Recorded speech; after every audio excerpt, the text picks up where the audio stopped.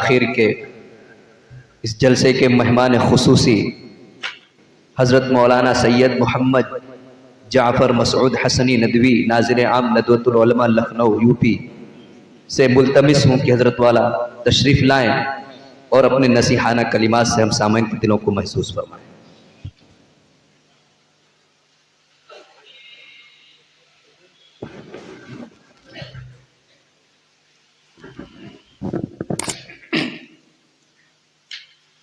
السلام علیکم ورحمۃ اللہ وبرکاتہ۔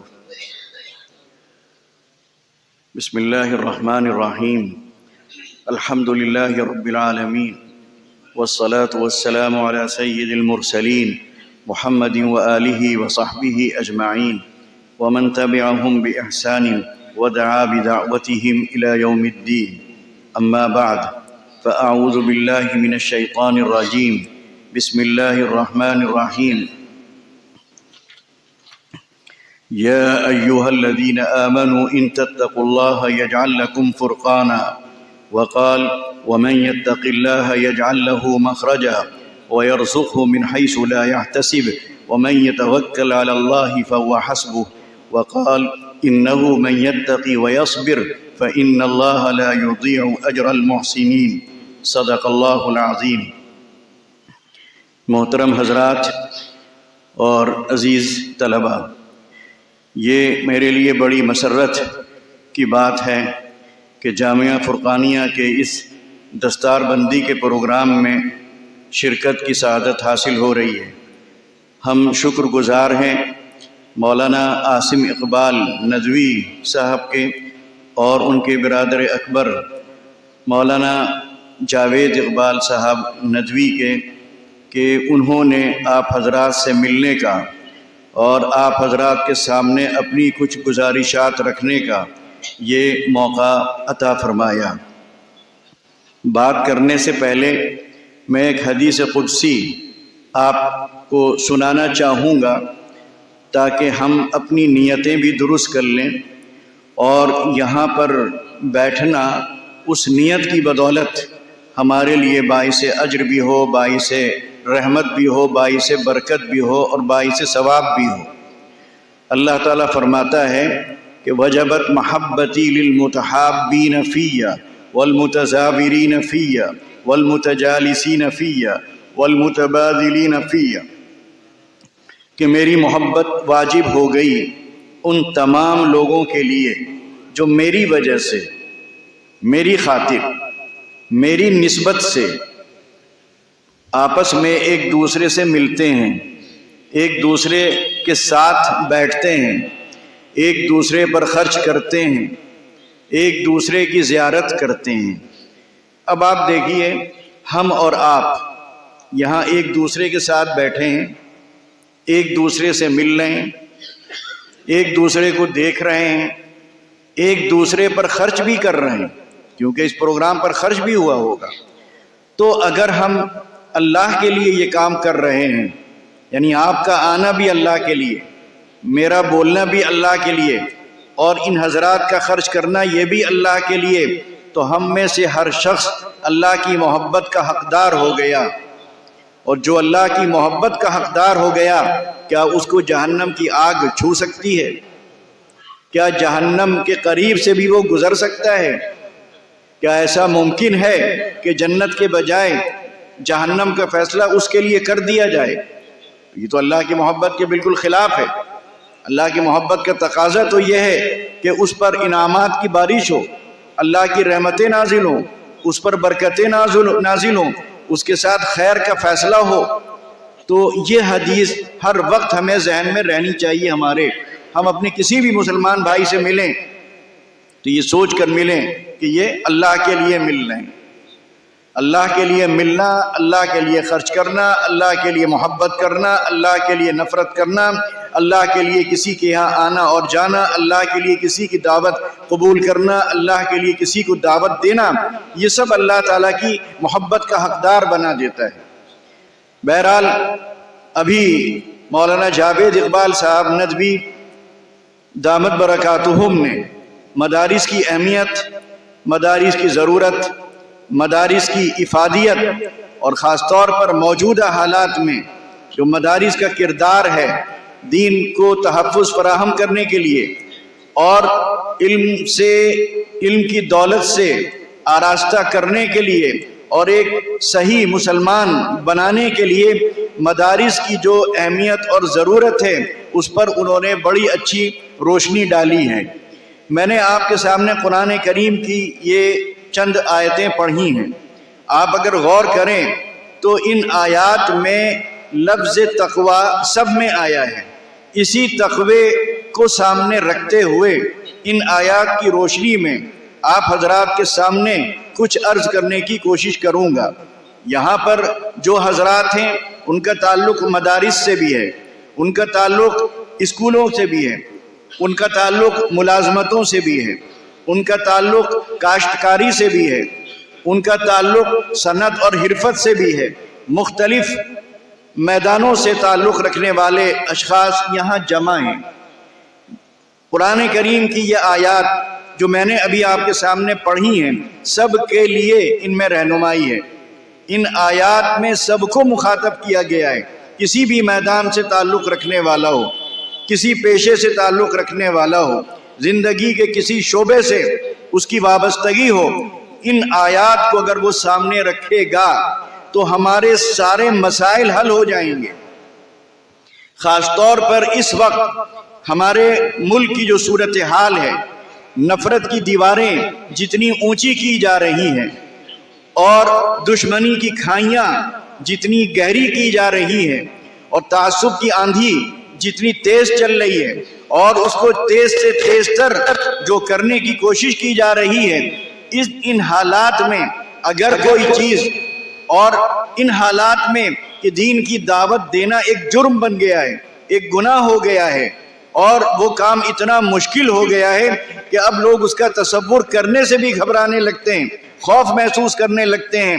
ان حالات میں اگر کوئی چیز ہمیں یہاں تحفظ فراہم کرتی ہے اور عزت کے ساتھ زندگی گزارنے کا ہمیں موقع دیتی ہے تو یہ قرآن کریم کی یہ آیات ہیں جن کی میں نے آپ کے سامنے تلاوت کی ہے۔ میں انہی آیات کا ترجمہ کروں گا اور انہی کی روشنی میں کچھ باتیں آپ کے سامنے رکھنے کی کوشش کروں گا۔ مجھے بھی جلدی جانا ہے، آپ حضرات بھی کافی دیر سے یہاں بیٹھے ہوئے ہیں۔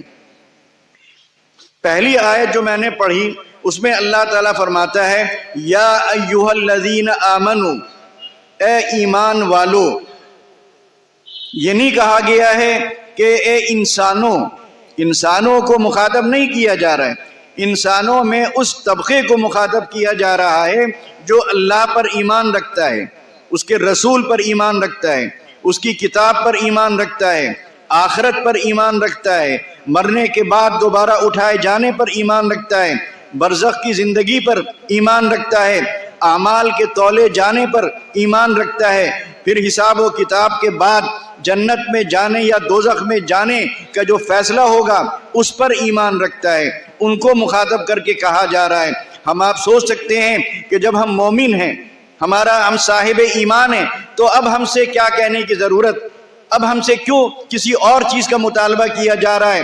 ایمان کی دولت مل گئی، اہل ایمان میں ہمارا شمار ہو گیا، بس کافی ہو گیا۔ جی نہیں، تنہا ایمان کافی نہیں ہے، ایمان کے ساتھ جن چیزوں کی ضرورت ہے تب آپ کا ایمان آپ کے کام آئے گا، تب آپ کا ایمان آپ کے لیے نجات کا سبب بنے گا، ورنہ تنہا ایمان لے کر اگر آپ چل رہے ہیں اور یہ جو بات ایمان والوں سے جو مطالبہ کیا جا رہا ہے اور مطالبہ کرنے والا کوئی اور نہیں اللہ تعالیٰ ہے، تو آپ کا ایمان گویا ناقص ہے، ادھورا ہے، اور وہ آپ کے لیے نجات کی وہ کنجی شاید ثابت نہ ہو پائے۔ فرمایا اے ایمان والو، ان تتقوا اللہ، اگر تم اللہ سے ڈرو گے، اللہ کے ڈر کے ساتھ تقوی کے ساتھ اپنی زندگی گزارو گے تو اللہ تعالیٰ تمہارے اندر ایک شان امتیازی پیدا کر دے گا۔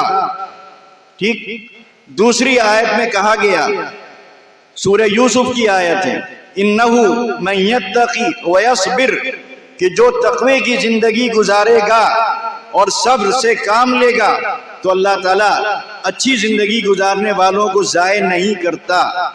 تیسری آیت میں کہا گیا وَمَن يَتَّقِ اللَّهَ، جو تقوی کی زندگی اختیار کرے گا، یجعل لہ مخرجا، اللہ تعالیٰ نکلنے کے راستے نکال دے گا۔ وہ جس مشکل میں گھرے گا، جس مصیبت میں گرفتار ہوگا، جس مسئلے سے دوچار ہوگا، جس آزمائش کا وہ شکار ہوگا، اللہ تعالیٰ نکاسی کے لیے کوئی نہ کوئی راہ نکال دے گا۔ وَيَرْزُقُهُ مِنْ حَيْثُ لَا يَحْتَسِبُ، اور اس کے بعد کہا کہ جب تقوی کی زندگی گزارے گا تو اس کو بہت سے کام چھوڑنے پڑیں گے، رشوت چھوڑنی پڑے گی، سود چھوڑنا پڑے گا، حلال کمائی کو اختیار کرنا ہوگا، حرام کمائی کے راستوں سے ہاتھ اس کو اپنے وہاں سے ہٹانے ہوں گے، تو مالی پریشانی آ سکتی ہے، معاشی دشواری میں وہ مبتلا ہو سکتا ہے کہ کھانے پینے کے لیے لالے پڑ جائیں، بچوں کی فیس دینے کے لیے پریشانی میں وہ پڑ جائے، تو فرمایا وَيَرْزُقْهُ، جو تقوی کی زندگی گزارے گا تو اللہ تعالیٰ ایسی جگہ سے اس کو رزق عطا کرے گا کہ وہ سوچ بھی نہیں سکتا۔ اس کے بعد فرمایا وَمَن يَتَوَكَّلْ عَلَى اللَّهِ، کہ جو اللہ پر بھروسہ کر کے چلے گا فَهُوَ حَسْبُهُ، تو اب اسے کسی اور کی مدد کی ضرورت نہیں، تنہا اس کے لیے اللہ کافی ہے۔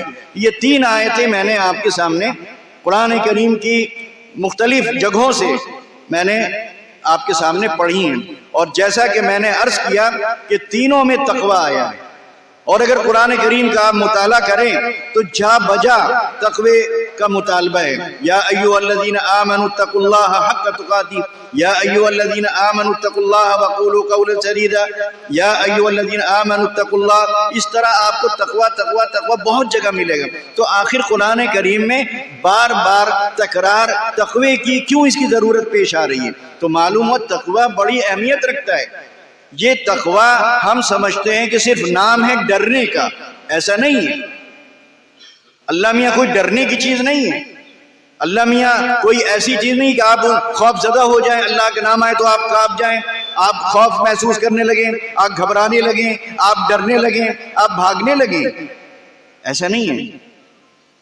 تقوی کا مطلب یہ ہے کہ اللہ تعالیٰ کی محبت اتنی دل میں پیدا ہو جائے کہ کوئی کام کرنے چلیں تو یہ خیال رہے کہ کہیں آپ کا محبوب آپ سے ناراض نہ ہو جائے، یعنی کوئی کام آپ ایسا نہ کریں کہ جس سے آپ کا محبوب یعنی خدا ناراض ہو جائے، آپ سے بیزار ہو جائے، آپ سے رشتہ توڑ لے، آپ سے تعلق ختم کر لے، آپ کو دیکھنا گوارا نہ کرے، آپ کو اپنے مطیع فرما بردار بندوں میں سے نکال کر باہر پھینک دے۔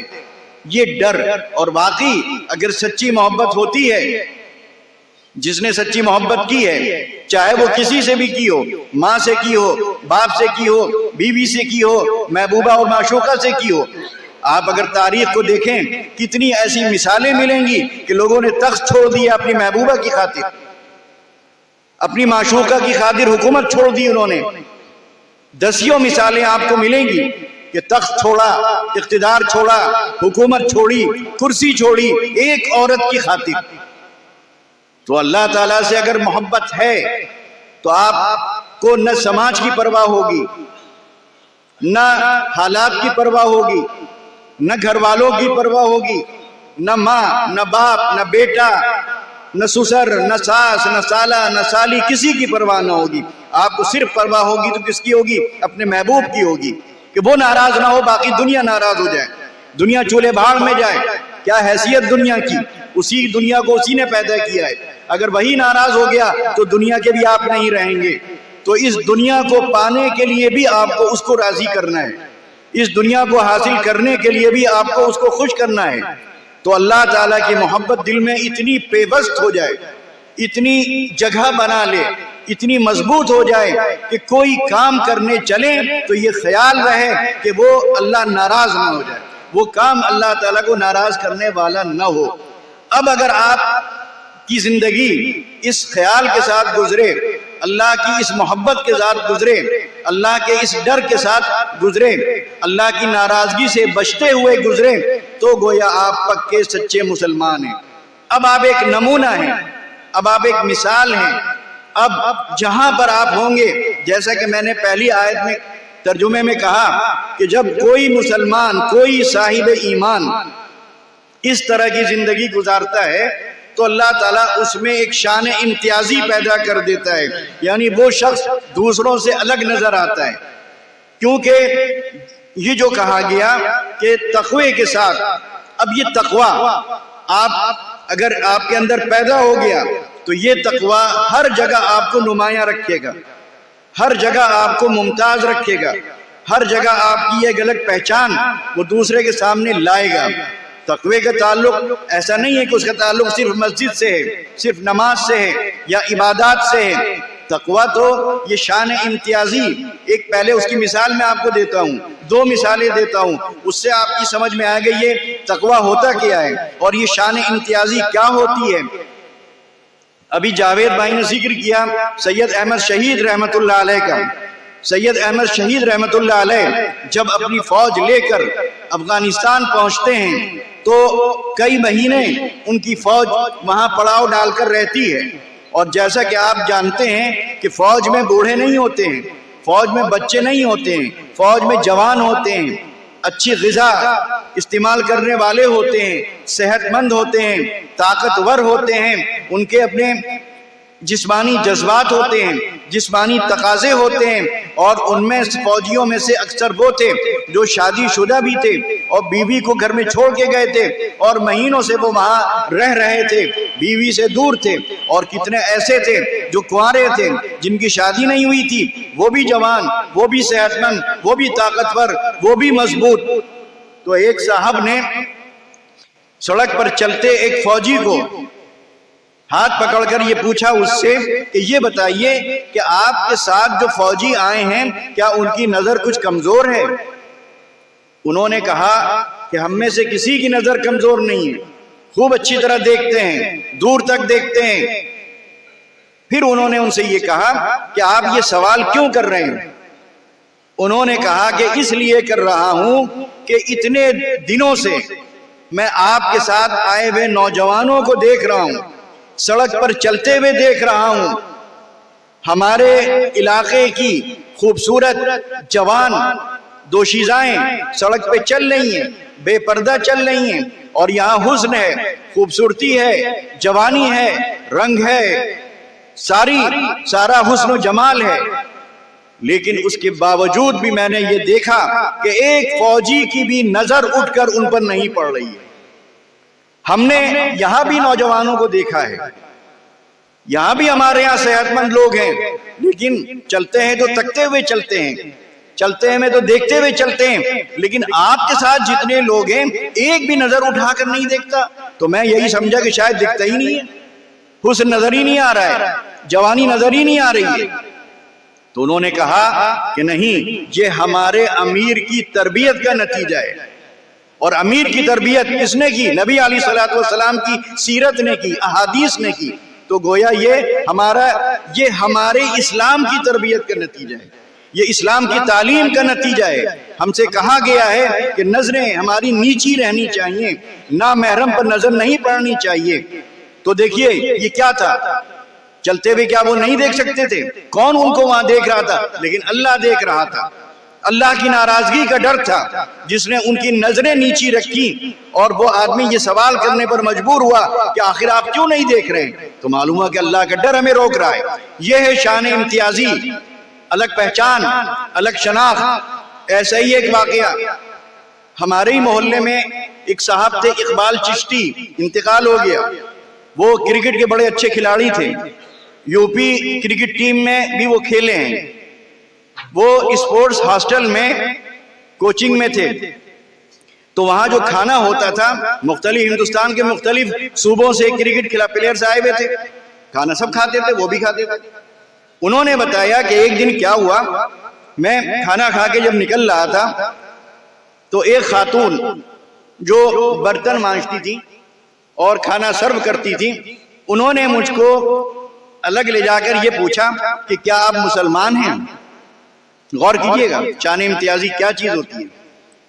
بظاہر بہت چھوٹی چیزیں ہیں، لیکن یہ ہیں جو اسلام کی تصویر خوبصورت بنا کر پیش کر رہی ہیں، یہ ہیں جو ایک مسلمان کو ایک الگ مخلوق کے طور پر متعارف کرا رہی ہیں۔ تو انہوں نے پوچھا بھائی کیوں؟ انہوں نے کہا کہ اس سے پہلے جب یہاں پر کوچنگ کے لیے لوگ آئے تھے تو ان میں ایک لڑکا تھا، اس کی پلیٹ دوسرے جتنے بھی پلیئرز تھے ان سے الگ ہوتی تھی. پلیٹ کی شان امتیازی دیکھیے، پلیٹ بتا رہی ہے کہ یہ مسلمان کی پلیٹ ہے. تو انہوں نے کہا کہ کیا مطلب کیا ہوا؟ کہا کہ اس کی پلیٹ اتنی صاف ہوتی تھی، کھانا کھا کر وہ اس کو اتنا صاف کر دیا کرتا تھا کہ مجھے دھونے میں کبھی گھن نہیں آتی تھی، بہت آسانی سے میں دھوتی تھی. بقیہ جو پلیٹیں ہوتی تھی اس میں کھانا ادھر بھرا ادھر یہ ادھر وہ، دھونے میں گھن آتی تھی، طبیعت میں کراہیت محسوس ہوتی تھی. تو آپ کی پلیٹ بھی اسی طرح مجھے نظر آ رہی ہے. تو مجھے لگا کہ آپ بھی کیا ہیں؟ مسلمان ہیں. یہ دشمنی کی ہوا 2 منٹ میں نکل جائے گی اگر ہم یہ شان امتیازی پیدا کر لیں. اور یہ شان امتیازی ہمیں سڑکوں پہ دکھانا ہے، کاروبار میں دکھانا ہے، پڑوسیوں کے ساتھ دکھانا ہے، رشتہ داروں کے ساتھ دکھانا ہے. یہ شان امتیازی، یہ پہچان مسجد میں آ کر کوئی نہیں دیکھے گا، وہاں آپ کا سامنا کسی غیر مسلم سے نہیں ہوگا. حج کے موقع پر کوئی غیر مسلم آپ کو نہیں دیکھے گا، روزے کی حالت میں کوئی آپ کو سمجھ بھی نہیں پائے گا، سمجھے آپ؟ زکوٰۃ کوئی نہیں ہندو سمجھے گا. یہ چیز جو ہے معاملات میں، کاروبار میں، رہن سہن میں، سڑک پر چلنے میں، گفتگو کرنے میں، سمجھے آپ؟ نظریں نیچی رکھنے میں، خیریت پوچھنے میں، ہمدردی کرنے میں، پیار سے بات کرنے میں، مسکرا کر ملنے میں، وعدہ پورا کرنے میں، ایمانداری کے ساتھ معاملہ کرنے میں، کبھی دھوکہ نہ دینے میں. یہ چیزیں اگر ہم اپنے اندر پیدا کریں گے تو جس دشمنی کا یا نفرت کا یا عصبیت کا ہم رونا رو رہے ہیں، یہ 2 منٹ میں ختم ہو جائے گی. ہم اس دشمنی کو بڑھا رہے ہیں اپنی بدکرداری سے. دعوے بہت کرتے ہیں کہ ہم ایک اللہ کو مانتے ہیں، ایک رسول کو مانتے ہیں، ایک کتاب کو مانتے ہیں. کہاں ہے وہ اتحاد؟ نعرہ ہی نعرہ رہ گیا، دعویٰ ہی دعویٰ رہ گیا. ان سے زیادہ ہمارے اندر اختلافات پائے جاتے ہیں. ان سے زیادہ ایک مسلمان دوسرے مسلمان کی عزت اور آبرو کے در پہ نظر آتا ہے. ان سے زیادہ ایک مسلمان دوسرے مسلمان کے خون کا پیاسے نظر آتا ہے. کیا ہمارے جو مثال کے طور پر ہم کہتے ہیں اگر ہماری حکومت ہوتی، ہمارے ہاتھ میں اقتدار ہوتا تو ایسا نہ ہوتا، ایسا ہوتا.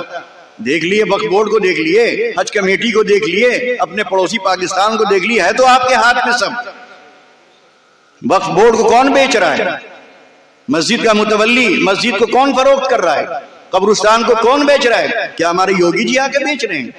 آج اگر وہ قانون بنا رہے ہیں تو کیوں بنا رہے ہیں؟ آپ بھی تو بیچ رہے ہو، آپ بھی تو قبرستان کی زمینوں پر پلاٹنگ کر رہے ہو، آپ بھی تو وہاں بلڈنگیں تعمیر کر رہے ہو، آپ بھی تو مسجد کی دکانوں کے ساتھ زیادتی کر رہے ہو. تو یہ سارا کام ہم خود کر رہے ہیں اور اس کے بعد پھر ہم اپنے اچھے بنے ہوئے بھی ہیں. ہم بہت اچھے ہیں صاحب، ہم ایک اللہ کو، ہم مسلمان ہیں. ارے مسلمان خاک مسلمان ہو، کوئی عمل بتا دو جو تمہارا اسلام سے تعلق رکھتا ہو یا اسلام سے مناسبت رکھتا ہو.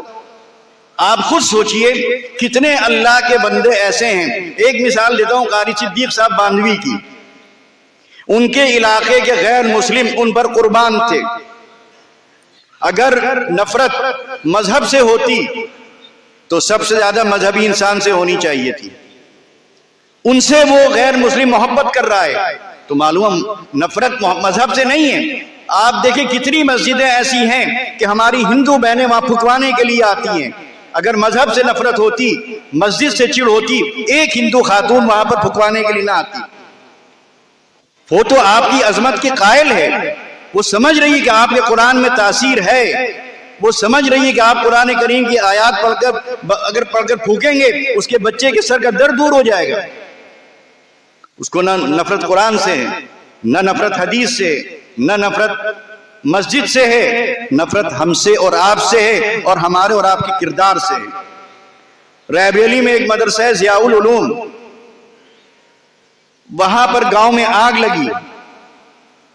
مدرسے کے غیر مسلم بستی ہے ادھر قریب میں، ان میں آگ لگی. مدرسے کے بچوں نے دوڑ لگا دی، بالٹیاں لے کر، ڈونگے لے کر، جس کو جو ملا. آج بھی وہاں کے ہندو بھائی مدرسے کا خیال کرتے ہیں. تو ہم آپ اگر اپنی یہ شان امتیازی پیدا کرنے میں کامیاب ہو، کرونا ہی میں آپ دیکھ لیے غیر مسلموں کے مقابلے میں مسلمانوں نے خیال رکھا، مانا کہ نہیں مانا دشمنوں نے، اس کا اعتراف کیا کہ نہیں کیا، کہ ہمارا ہی بھائی ہم کو نہیں پوچھ رہا تھا لیکن مسلمان آیا، اس نے ہمیں کھانا کھلایا، اس نے ہماری دوا کا انتظام کیا، اس نے ہماری فکر کی، وہ نہیں ڈرا کہ وہ کورونا میں مبتلا ہو جائے گا۔ آپ کر کے تو دیکھیے خدا کے واسطے، تب آپ کی سمجھ میں آئے گا یہ رونا نفرت ہے، تعصب ہے، عصبیت ہے، سیاست ہے، سب ختم ہو جائے گا۔ آپ ایک اچھا نمونہ پیش کر کے دکھا دیے، بس انشاءاللہ سارا ماحول درست ہو جائے گا، ساری نفرتیں ختم ہو جائیں گی، اور وہ محبت۔ اچھا یہ ایسی چیز ہے کہ آپ کو اگر آپ کسی کو دعوت دیتے ہوئے پکڑے جائیں گے تو آپ گرفتار ہو جائیں گے، کتنے گرفتار ہو گئے۔ لیکن یہ جو دعوت ہے، عملی دعوت، منہ سے کچھ نہ کہیے، منہ سے کچھ نہ کہیے، ایک اچھا مسلمان اللہ سے ڈرنے والا بن کے زندگی گزاریے۔ آپ کے ساتھ رہنے والا ہندو اگر متاثر نہ ہو جائے اور کلمہ نہ پڑھ لے تو آپ پھر کہیے گا، لیکن اس کے لیے تھوڑا ہمیں اپنے کو بدلنا ہوگا، ہمیں قربانی دینی ہوگی، تب جا کر۔ آخری آیت جو میں نے پڑھی تھی سورہ یوسف کی، سورہ یوسف ہم میں سے ہر شخص پڑھتا ہے، یوسف علیہ السلام کا واقعہ سب سن چکے ہیں، پڑھ چکے ہیں، کتنا نصیحت آموز واقعہ ہے، وہی تقوی۔ دیکھیے جن حالات سے یوسف علیہ السلام گزرے، ہم میں سے کوئی مسلمان نہیں گزر سکتا، قیامت تک نہیں گزر سکتا۔ اگر گزرتا ہوتا تو اللہ تعالیٰ اس کا نمونہ پیش کرتا۔ یوسف علیہ السلام کا نمونہ اسی لیے پیش کیا کہ کوئی بھی اس آزمائش میں اتنا کھرا نہیں اتر سکتا جتنے کھرے یوسف علیہ السلام اترے۔ تقوی ہی چل رہا ہے پورا، ان کے ساتھ دشمنی کون کر رہا ہے؟ بھائی جو مددگار ہوتے ہیں، جو دست بازو ہوتے ہیں، جو سہارا بنتے ہیں، وہی بھائی دشمن ہیں۔ اب سوچی تنہا ہے کہ نہیں؟ بالکل کوئی ساتھ دینے والا نہیں، جو ساتھ جن کو دینا تھا وہی کیا خون کے پیاسے ہیں۔ اس کے بعد پھر کیا ہوتا ہے؟ کنویں میں ڈال دیا جاتا ہے، کنواں بھی جنگل میں ہے، گہرا کنواں، اور چھوٹا سا معصوم بچہ، کوئی نکلنے کے چانس نہیں، لیکن بہرحال ایک قافلہ آتا ہے، ڈول ڈالا جاتا ہے پانی لینے کے لیے، بیٹھ جاتے ہیں یوسف علیہ السلام، باہر لاتے ہیں۔ اب دیکھیے کیا ہوا، بیچے گئے، بک رہے ہیں، بیچے جا رہے ہیں، کتنی ذلت، کتنی توہین، ایک غلام بکتے بکتے پہنچے کہاں؟ بادشاہ کے یہاں پہنچتے ہیں۔ ٹھیک، ایک طرف بھائیوں کی دشمنی، اب ایک نئی دشمنی شروع ہو رہی حکومت کی۔ ہم اگر یہاں حکومت کی دشمنی، یہ جو دشمنی ہے جس کو ہم کہتے ہیں، اس دشمنی کو آپ اس دشمنی پر قیاس نہیں کر سکتے ہیں۔ یہاں تو بچنے کے سینکڑوں راستے ہیں، نکلنے کے بیسیوں راستے ہیں، وہاں پر کوئی راستہ نہیں ہے، وہ تنہا مالک ہے۔ اور عورت کی دشمنی، اور عورت بھی وہ جو فدا قربان ہو جائے اس کی دشمنی، وہ گویا زہریلے سانپ سے بھی زیادہ خطرناک ہو جاتی ہے وہ عورت۔ وہاں پہنچے، وہ عورت ان سے غلط کام کرنا چاہتی ہے، وہ ان کی محبت میں گرفتار ہو جاتی ہے، کسی بھی طرح چھوڑنے پر تیار نہیں ہے، پیچھے پڑ گئی۔ اب آپ دیکھیے دو چیزیں، اگر اس کی بات مان لیتے تو تخت کے مالک بن جاتے، بھائی وہ ملکہ ہے ایک طرح سے۔ اگر ملکہ راضی ہو جائے، ملکہ ہی خوش ہو جائے، ملکہ ہی سے یہ تعلقات اس طرح کے قائم ہو جائیں تو مالک بن جائیں گے نہیں بن جائیں گے؟ وہ نہ جانے کتنا ان کو نواز دیتی، کتنی دولت دیتی، کتنے محل دیتی، کتنے بڑے عہدے پر ان کو بٹھا دیتی۔ لالچ دی ہوگی کہ نہیں دی ہوگی؟ وہ لالچ، لیکن خدا کا ڈر کیا کہہ رہا ہے؟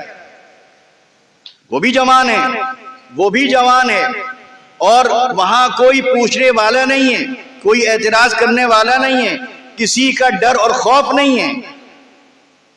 لیکن اس کے باوجود وہ کیا کہتے ہیں؟ جب بار بار وہ پیچھے پڑتی تو وہ کہتے ہیں قال رب السجن احب الی مما يدعوننی الیہ والا تصرف عنی کیدہن اصب الیہن واکن من الجاہلین۔ کیا کہا؟ اے میرے پروردگار، جیل جانا مجھے محبوب، جیل جانا مجھے عزیز، اس بات سے جس کی یہ مجھے دعوت دے رہے ہیں، یہ گوارا نہیں ہے، یہ کام گوارا نہیں، یہ تعلق گوارا نہیں، یہ رشتہ گوارا نہیں، یہ محبت گوارا نہیں، جیل جانا گوارا۔ میں جیل میں پوری زندگی گزار دوں گا۔ اس کے بعد کیا ہوا پھر؟ وہی ہوا پھر کہ جیل میں جاتے ہیں۔ لیکن ایک بات اور ذہن میں رکھیے، ہم آپ ہوتے تو کہتے ارے یہ کیا مجھ سے غلط کام کرائے گی، میں تو ایسا میں تو ویسا۔ لیکن یوسف علیہ السلام کی تواضع دیکھیے، کیا کہہ رہے ہیں؟ الا تصرف عنی کیدہن، اے میرے پروردگار اگر آپ نے مجھے اس کے مکر و فریب سے نہیں بچایا تو میں ان کی طرف مائل ہو جاؤں۔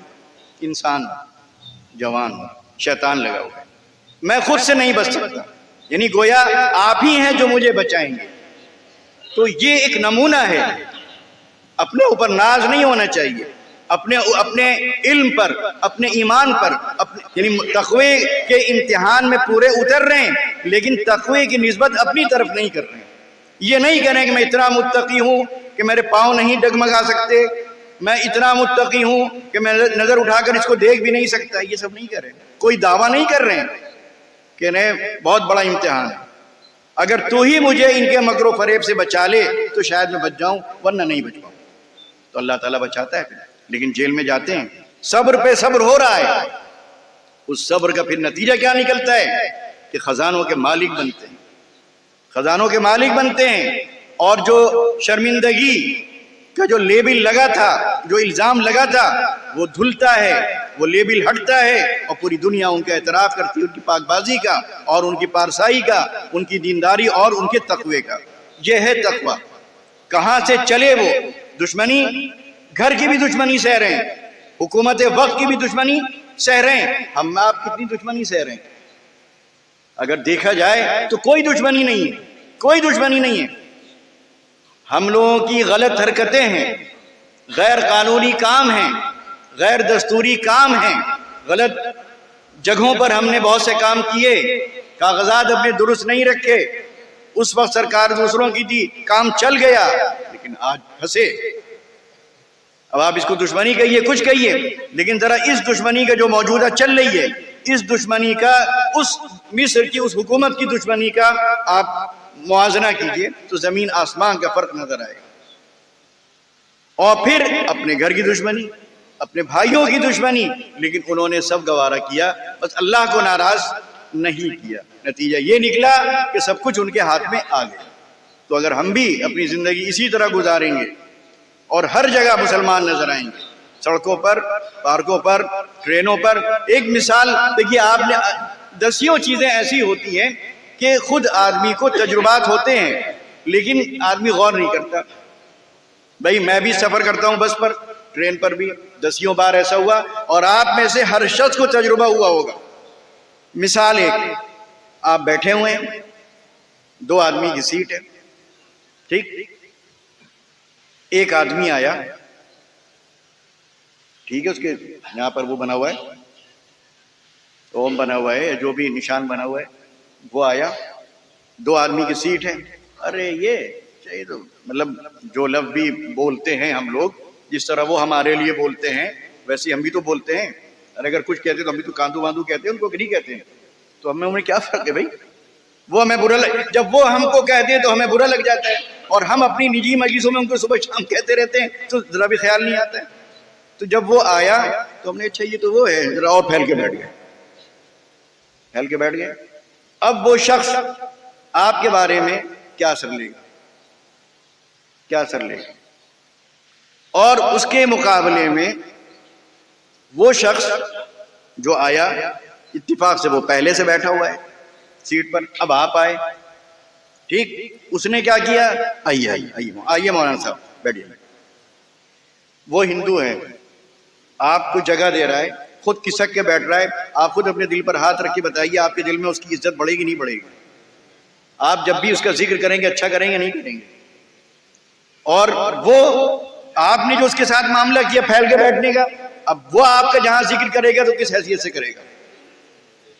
تو یہ چھوٹی چھوٹی چیزیں ہیں، لیکن یہ چیزیں حالات بدل سکتی ہیں، دل کی دنیا بدل سکتی ہے، نفرت کی جگہ دلوں میں محبت پیدا کر سکتی ہیں۔ بس خیال رکھنے کی ضرورت ہے، بھئی کیا گیا، ہمارا دو ہی کی تو سیٹ تھی، وہ اگر تھوڑا سا ہم اس کو جگہ دے دیتے تو وہ 10 جگہ ہماری تعریف کرتا. اگر کوئی برائی بھی کرتا تو وہ کہتا کہ نہیں مسلمان برے نہیں ہوتے. میں نے تو خود دیکھا ہے.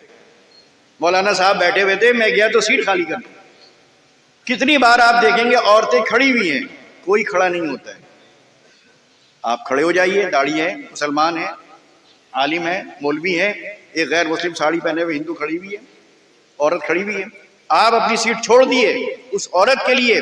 میں یقین سے کہتا ہوں اس کے جتنے ہندو بھائی بیٹھے ہوئے تھے اس میں سے کوئی نہیں کھڑا ہوتا ہے ہی نہیں. وہ انسانیت ہی نہیں ہے, کہیں نہیں ہے, ہم میں بھی نہیں, ان میں بھی نہیں. برقعے والی کھڑی ہوتی, اگر فرض کیجیے ہاں آپ بھی بیٹھے ہوئے, ہم بھی بیٹھے ہوئے, ہندو بھی بیٹھے ہوئے, ایک برقعے والی خاتون کھڑی ہوئی, ان کو سیٹ نہیں ملی. ایک تلک دھاری اٹھ جائے سیٹ چھوڑ کر اور ان سے کہے بیٹھ جائیے, تو وہ داڑھی والے کی عزت نہیں کرے گی اور تلک والے کی کرے گی. کیونکہ 10 داڑھی والے وہاں بیٹھے ہوئے تھے, کوئی نہیں کھڑا ہوا. کسی کو خیال نہیں آیا ایک برقع پوش خاتون کھڑی ہوئی ہے کہ وہ اٹھ جاتا اور جگہ دیتا. مجھے کس نے جگہ دی؟ ایک تلک دھاری نے دی. ایسے اس کے برعکس سوچیے, ایک غیر مسلم عورت کھڑی ہوئی ہے, آپ داڑھی والے ہیں, کرتے پجامے والے ہیں, 10 غیر مسلم وہاں بیٹھے ہوئے ہیں, وہ نہیں کھڑے ہوئے, آپ کھڑے ہو گئے, تو وہ عورت کیا کرے گی؟ مانے گی نہیں مانے گی؟ دل سے مانے گی, 10 جگہ کہے گی, اور جب سابقہ پڑے گا تو وہ آپ کا اچھا ذکر کرے گی. تو اس طرح ہم اگر چاہیں تو ہم دعوت کا کام بھی کر سکتے ہیں, ملک کی صورتحال بھی بدل سکتے ہیں, نفرت کی یہ دیواریں بھی گرا سکتے ہیں, اور دشمنی کی یہ خلیجیں بھی پاٹ سکتے ہیں, بشرطے کہ طے کر لیں کہ ہمیں کرنا ہے. اور یہ وہ کام ہے جو صرف مدرسے سے تعلق نہیں رکھتا. ہمارے مدرسے میں پڑھنے والے بچوں کو تو اور ممتاز ہونا چاہیے. لوگ کہتے ہیں کہ مدرسے میں پڑھ رہے ہیں, حفظ کر رہے ہیں, گالی بک رہے ہیں, گالی بک رہے ہیں. ابھی قرآن کریم کی آیات رٹ کر گئے, اسی زبان سے ماں بہن کی گالی بک رہے ہیں. تو کون بدنام ہوا؟ مسلمان تو ہوا, ساتھ ساتھ مدرسہ بھی بدنام. تو مدرسے کے سے تعلق رکھنے والے جو لوگ ہیں, جن کا حلیہ وہ ہے مطلب دینی ہے, عالموں والا ہے, ان کو تو اور زیادہ محتاط زندگی گزارنی چاہیے. کیونکہ لوگ ان کو نمونہ سمجھتے ہیں. وہ سمجھتے ہیں کہ یہ ہمارے پیشوا ہیں, یہ ہمارے امام ہیں, ہم ان کے پیچھے نماز پڑھتے ہیں, ہم ان سے مسئلے پوچھتے ہیں. انہی کو اگر وہ سڑکوں پر, چوراہوں پر عورتوں کو تکتے ہوئے دیکھیں گے تو کیا قدر کریں گے؟ کہیں گے چھوڑو, کون مدرسے میں پڑھا ہے, اس سے اچھا اسکول میں پڑھو. کیا مل رہا ہے وہاں؟ نہ دنیا کے رہے نہ دین کے رہے. تو مدرسے والوں کو خاص طور پر ان چیزوں میں ممتاز نظر آنا چاہیے. اگر وہ چاہتے ہیں کہ لوگوں کا رجحان مدرسے کی طرف بڑھے, اگر وہ چاہتے ہیں کہ لوگ اپنے بچوں کو مدرسوں میں داخل کرائیں, تو ان کو وہ اخلاق پیش کرنا ہوں گے, وہ کردار پیش کرنا ہوگا جو لوگوں پر اثر ڈال سکے. بس میں انہی چند باتوں پر اپنی بات ختم کرتا ہوں. وآخر دعوانا ان الحمدللہ رب العالمین. اچھا ٹھیک, دعا تو جاوید بھائی کر.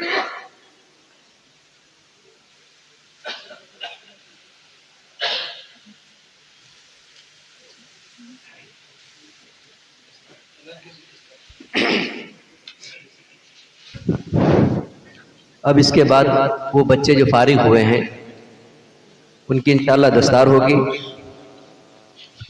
بہت ہی ادب سے گزارش ہے کہ اتنی دیر آپ حضرات نے ہمارا ساتھ دیا ہے. تھوڑی سی گزارش یہ ہے کہ دستار ہوگی, پھر اس کے بعد دعا ہوگی, اور دعا کے بعد انشاءاللہ آپ کی ضیافت کا انتظام ہے. بہت خصوصی گزارش ہے, کسی قسم کی چلت پھرت کا ماحول نہ بنائیں. اب جو ترتیب ہے, اور چونکہ یہاں بہت ہی معزز مہمان ہمارے موجود ہیں, ان کی جانب سے بہت ہی وہ جو انعامات آئے ہوئے ہیں, لیکن آج ایک بہت ہی افسوس کی خبر ہے کہ ڈاکٹر نذر صاحب کا انتقال ہو گیا, جو پورے ہندوستان میں نہیں پوری دنیا میں مسلمانوں کی عزت اور آبرو تھی. جو بھی سال ثواب کر سکے اس کو کرنا چاہیے. کہ بڑے اچھے معالج تھے اور بہت ہی غریبوں کے ہمدرد تھے, اور بہت یعنی ان کے اندر ایک قوم کی بڑی فکر تھی. پیسے کی انہوں نے کبھی پرواہ نہیں کی. ان کے دونوں بیٹے ڈاکٹر ہیں, ایک سرجن ہے جو میڈیکل کالج لکھنؤ میں پروفیسر بھی ہیں, دوسرے ہارٹ کے اسپیشلسٹ ہیں. لیکن گھر کا ماحول ان کا بڑا اچھا ہے, اور بہت ہی بااخلاق با کردار شخصیت تھی ان کی. تو بہرحال ایک مسلمان کا دوسرے مسلمان پر یہ حق بھی بنتا ہے. تو چاہے سورہ فاتحہ پڑھ کر, سورہ اخلاص پڑھ کر, جو بھی آسانی سے آپ پڑھ سکیں, ضرور ان کو ثواب پہنچائیے. اللہ تعالیٰ ان کے درجات بلند کرے. اسی وجہ سے چونکہ حضرت کو بھی وقت کم ہے اور بہت سے انعامات آئے ہوئے ہیں اور وہ تقسیم بھی کیے جانے تھے، سب مؤخر کیے گئے ہیں، کیونکہ اس کی دعا ہوگی اور اس کے فوراً بعد انشاءاللہ 28 فروری کو سالانہ اجلاس جو ہمارا ہوتا ہے اس موقع پر انشاءاللہ انعامات کی تقسیم پھر سے ہوگی. ہر سال ہوتا ہے وہ الوداعی، اور اس کے ساتھ اس وقت صرف جو طلباء ندوے جا رہے ہیں یا جن طلباء نے یہاں حفظ کی تکمیل کی ہے ان کو میں بلا رہا ہوں، اور بزرگ علماء کرام کے دست مبارک سے دستار کرانے کے بعد پھر انشاءاللہ آپ سے گزارش ہے کہ دعا ہوگی. دعا سے قبل حافظ مولانا محمد اکرم صاحب دامت برکاتہم کی تشریف فرما ہے، مختصراً 2 منٹ کے لیے میں ان سے گزارش کروں گا کہ وہ اپنی بھی کچھ بات رکھیں گے، اس کے بعد انشاءاللہ دعا ہوگی. اور میں بالترتیب طلباء کو بلاتا ہوں. محمد اسامہ ابن محمد عمران، محمد شاہد ابن محمد توحید، اسرار الحق ابن نظر الحق، یہ سب ادھر ترتیب سے آ جائیں. ایک ایک طالب علم کو بلایا جائے گا، ایک ایک کی ہی دستار کی جائے گی. سب سے پہلے میں بہت ہی ادب سے گزارش کروں گا حضرت مولانا سید محمد جعفر حسنی دامت برکاتہم سے کہ وہ طالب علم محمد اسامہ ابن محمد عمران کو اپنے ہاتھوں سے دستار پہنائیں اور جبہ پہنائیں. جبہ اس میں اسامہ آپ بیٹھے ایک ایک کو بلائیں گے، ایک ایک. وہ کہاں ہے؟ وہ سند نکال لیجیے اس میں، حفظ کی نہیں عربی کی سند. اور جبہ کہاں ہے اس کا؟ اسامہ کا جبہ کہاں ہے؟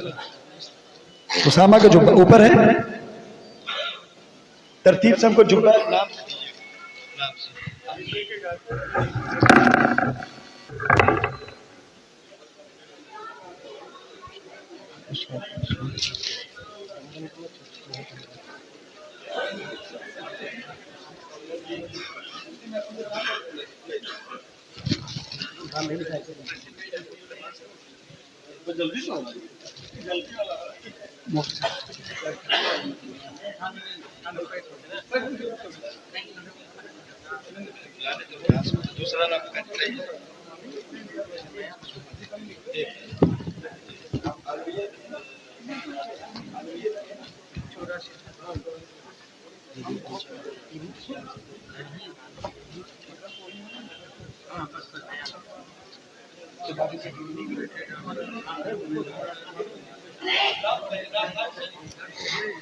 محمد شاہد شعبہ عربی سے.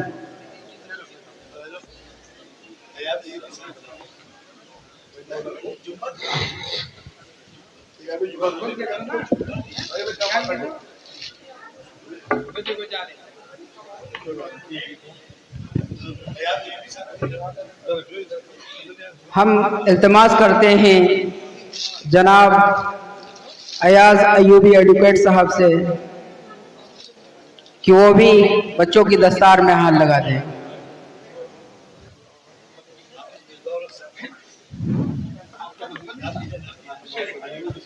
جناب حافظ مصباح الحق صاحب سے التماس کرتے ہیں کہ وہ بھی اسٹیج پر آ جائیں.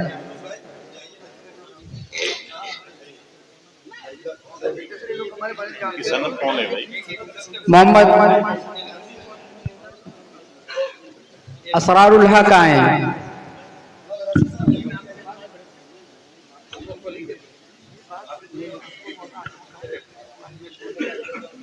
اسرار الحق.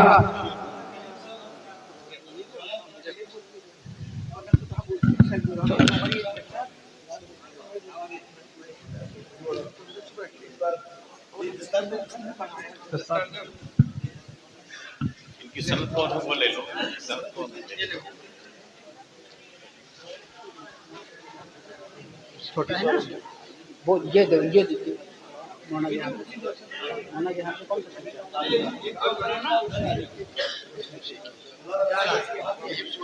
ہاں ہاں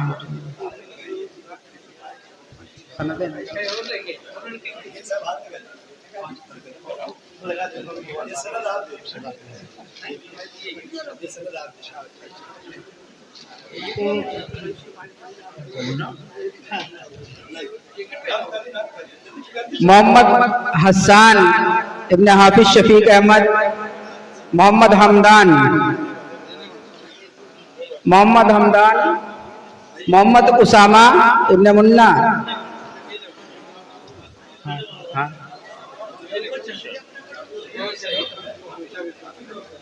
मोहम्मद तुफैल इब्न मोहम्मद राशिद। से 9 साल का हाफिज हुआ।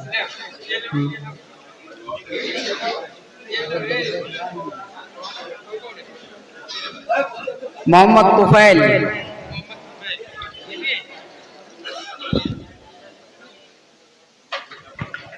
मोहम्मद उस्मान।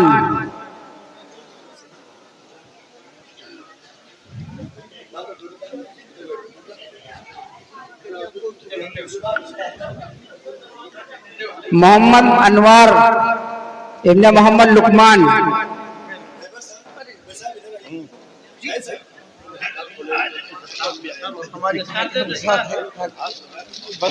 हाथ लगाना है बस बच्चों के कोई बात नहीं, बात हो जाएगी, बदल जाएगी।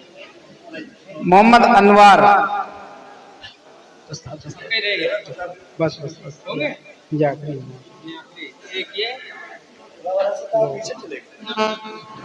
मोहम्मद तुफैल। अनवर सबसे बीच में। मोहम्मद तुफैल।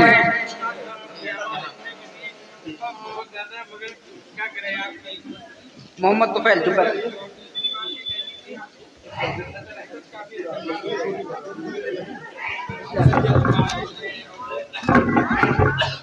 मोहम्मद अनवर। जिनको नहीं पहुंचे अगर आप जगह होंगे तो उनके बेटों से बात तो नहीं बन रही हो। खास तौर से अबू से इसाले सवाब और दुआ की जी जी। और आपकी जी जी जलसे में है, मगर फिर भी आपका खाना अपनी शहादत आचार्य कब पहुँचे? माशाल्लाह माशाल्लाह। तबीयत कैसी है? हम अरकान सारे आफियत। मोहम्मद अनवर पीछे खड़े हैं। मगर हम सबको दुआओं में याद रखते इसकी सनद अल्लाह की सनद सब एक एक देते रहना।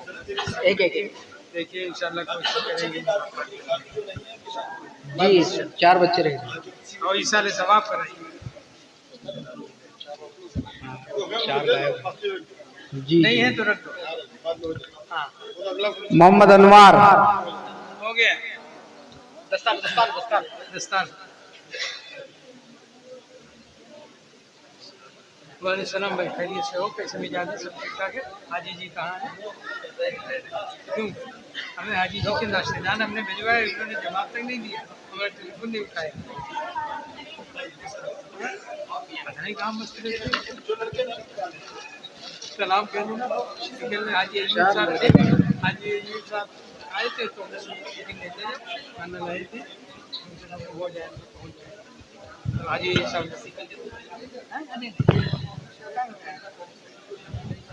हालांकि उन्होंने कहा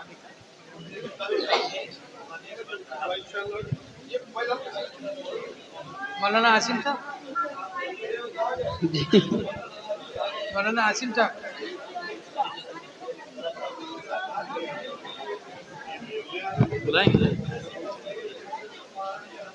हाँ साहब। हाँ लगा बढ़ जाओ। ले दुआ बहुत मुख्तसर दिन देखो आँख बंद हो गया। अब दुआ से कबल मैं हजरत मौलाना हाफिज मोहम्मद अकरम साहब से गुजारिश करूंगा कि मुख्तसरन 2 मिनट के लिए तशरीफ लाएं और जो अपना मापूस पेश करना चाहते हैं पेश फरमाएं। उसके बाद इंशाल्लाह दुआ होगी और खाने का इंतजाम होगा। और बहुत से इनामात हमारे मदरसे के मुहिब्बीन ने इन तलबा और बच्चों को दिए हैं, जो इंशाल्लाह बाद में इनके दस्तयाब करा दिया जाएगा। अभी आज की बड़ी मजबूरी है और माहौल ऐसा गमनाक और तकलीफ दे है, उसके बावजूद भी अल्हम्दुलिल्लाह अल्लाह तबारक व तआला ने हमारा प्रोग्राम बसूलत करा दिया।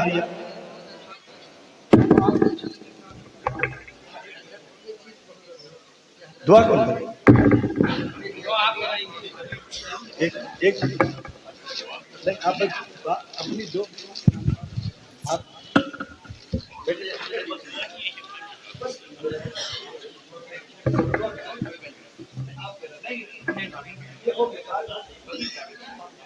बैठ जा, सब लोग बैठ जा, बैठ जा, बैठ जा। بسم اللہ الرحمن الرحیم اعوذ باللہ من الشیطان الرجیم بسم اللہ الرحمن الرحیم اقرأ بسم ربک الذی خلق۔ قرآن کریم کی یہ آیت رسول اللہ صلی اللہ علیہ وسلم کے اوپر تعلیم کے سلسلے میں سب سے پہلی یہ آیت ہے۔ تعلیم کو جتنا اسلام نے رواج دیا ہے اور جتنی اس کی ترویج کی ہے کسی مذہب نے نہیں کی ہے۔ جس وقت رسول اللہ صلی اللہ علیہ وسلم آپ کی عمر مبارک 40 سال ہوئی، اس وقت مکہ مکرمہ کے اندر اور ارد گرد کے اندر جتنی بھی برائیاں تھیں اس وقت ہو سکتی تھیں، یا تاریخ میں جتنی بھی برائیاں تھیں ساری برائیاں اس وقت موجود تھیں۔ اللہ نے سب سے پہلا جو سسٹم دیا اپنے پیارے حبیب صلی اللہ علیہ وسلم کو، آخری نبی جو ہے، یہ نہیں کہا کہ یہ برائی دور کر دو، یہ اخلاقی جو بھی چیزیں ہیں انہیں دور کر دو، یہ زنا، جھوٹ، فریب، مکاری، دغا بازی، جنگ جدال، وہ سب ساری چیزیں دور کر دو، یہ کام کر لو، پھر اس کے بعد جو ہے وہ دین کا کام کرنا۔ لیکن نہیں، اللہ نے سب سے پہلی جو چیز کی وہ تعلیم کے لیے کی کہ پڑھیے۔ تو اس کا مطلب یہ ہوا کہ آج ہمارے کے اندر جتنی بھی برائیاں ہیں اور جتنی بھی خرابیاں ہیں وہ ایجوکیشن کی لائن سے ہی وہ ختم ہو سکتی ہیں۔ لیکن وہ ایجوکیشن کی لائن کون ہے؟ اسی قرآن کی پہلی آیت کے اندر اس کا سلیبس بھی دیا ہوا ہے کہ پڑھیے۔ تو سلیبس کون سا ہونا چاہیے؟ ہمارے نصاب کون سا ہونا چاہیے؟ اقرأ بسم ربک الذی خلق۔ اس کا مطلب بچہ جب پیدا ہو اور اس کی جب بسم اللہ ہو تو اس کی بسم اللہ اس طرح ہونی چاہیے کہ وہ پہچانے اس دنیا کو بنانے والے کو۔ پڑھیے اللہ کا نام لے کر کے۔ لیکن آج ہم پوری مسلم قوم یا پورے لوگ اس کے لیے ہم لوگ کرتے ہیں، نہیں، پہلے کانوینٹ میں داخل کر دیتے ہیں، مطلب ہی نہیں ہوتا، ABCD شروع ہو، FR اگر کہہ دیا تو پورا گھر جو ہے خوشی سے ناچنے لگتا ہے۔ لیکن یہ دیکھیے قرآن کی پہلی آیت کے اندر تعلیم کا بندوبست کیا گیا اور اسی کے اندر سلیبس بھی دیا گیا کہ آپ پڑھائیں گے کیا۔ تو آج ہماری سب سے بڑی کمی یہی ہے، یہ جو مدارس عربیہ ہے، یہ سلیبس ہے۔ تعلیم تو سب جگہ ہوتی ہے، اسکول کالجز میں ساری جگہ تعلیم ہوتی ہے، لیکن اس کا سلیبس نہیں ہم لوگ استعمال کرتے ہیں۔ اس کا نتیجہ کیا ہے؟ ساری برائیاں ہوتی چلی جا رہی ہیں۔ محسن صاحب کا یہ تقاضا تھا۔ صرف ایک بات اور میں عرض کروں گا، یہاں بات مسلسل آ رہی ہے کہ مدارس عربیہ کے اندر سب سے خراب، سب سے ناکارہ جو بیٹا ہوتا ہے وہ دیا جاتا ہے کہ چلو اس سے تو ہم کچھ کر ہی نہیں پائیں گے۔ جو لائق ہیں، جو فائق بچے ہیں، ذہین ہیں، فہیم ہیں، ہر طرح سے ان کے اندر صلاحیت ہے، ان کو کانوینٹ میں بھیجتے ہیں، ان کو کالجز کے لیے ہم تیاری کرتے ہیں۔ تو آج مدارس عربیہ کی طرف رخ نہیں کرتے، لیکن ان سب ہمارے ساتھیوں کی دعاؤں کا نتیجہ ہے، ہمارے بزرگوں کا نتیجہ ہے۔ ان کے پاس ہم ایک ایسا سلیبس لے کے گئے کہ آج کالجز میں بھیجنے والے جو والدین ہیں وہ کوشش یہ کرتے ہیں کہ ہمارا سیتاپور میں جامعہ صفا کے نام سے ایک چھوٹا سا مدرسہ ہے، لوگ کوشش کرتے ہیں کہ ہم اپنے بچے کو صفا کے اندر داخل کریں۔ کیوں؟ وجہ یہ ہے کہ ہم ناکارہ بیٹا نہیں لیتے۔ ہمارا طریقہ یہ ہے کہ ہم اپنے یہاں ایڈمیشن کا جو سسٹم بنا رکھا ہے، وہ ایڈمیشن کا سسٹم یہ ہے کہ قرآن کریم کا وہ حافظ ہو اور اس نے قرآن کریم کو حفظ کیا ہو 1 سال یا 1.25 سال یا 1.5 سال کے اندر، اور اس کو قرآن یاد بھی ہو۔ ہم انہی بچوں کو ایڈمیشن کرتے ہیں، دوسرے ناکارہ بچوں کو کرتے ہی نہیں۔ تو اس کا نتیجہ یہ ہوا، ابھی 3 سال کا سمجھ لیجیے 3 سال کا عرصہ ہوا اس مدرسے کو قائم کیے ہوئے، اور ہندوستان کی تاریخ میں 600-700 سال کی تاریخ میں کبھی ایسا نہیں ہوا کہ سلیبس کے اندر اور نصاب کے اندر حفظ بخاری شریف کا نظم ہو۔ اللہ کی توفیق سے، اس کا فضل و کرم سے، اپنے بزرگوں کی دعاؤں کے نتیجے میں ہم نے اس سال حضرت مولانا قمر الزمان صاحب الہ آبادی، حضرت مولانا سفیان صاحب دارالعلوم دیوبند کے محتمم، ان کے ہاتھوں سے ہم نے حفظ بخاری شریف کا نظم کیا۔ اس سال اللہ کا شکر ہے 4 بچے ہمارے پاس، 4 طالب علم ہیں حفظ بخاری شریف کے اندر۔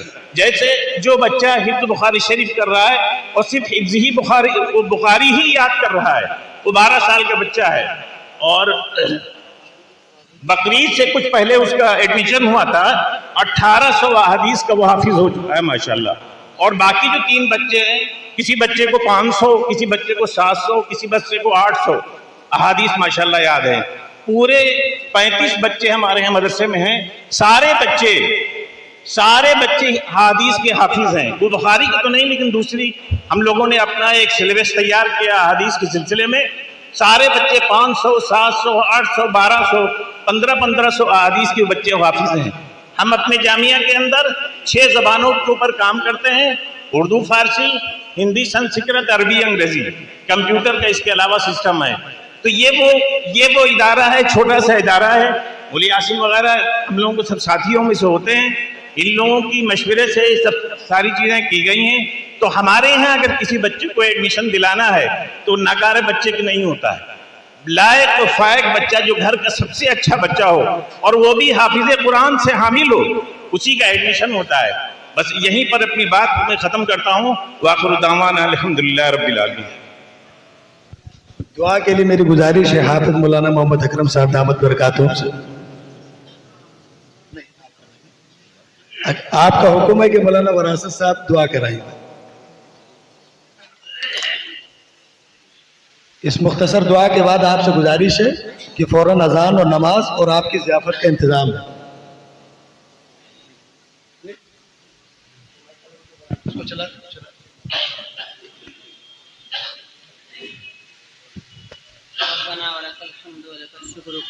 कमा अंत अहलुक या रब्बि सल्लि व सल्लिम दाइमन अबदन अला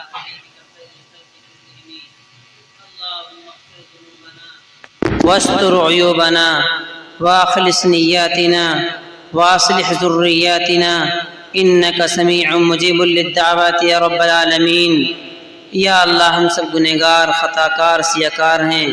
या अल्लाह, हमारे गुनाहों को माफ़ फरमा, खताया से सर्फ नज़र फरमा, हर तरह की आफतों से, उलझनों से, बलाओं और मशक्क़तों से हमारी हिफाजत फरमा। या अल्लाह, अपने मुखलिस और नेक सालिह बंदों में हम सबको शामिल फरमा।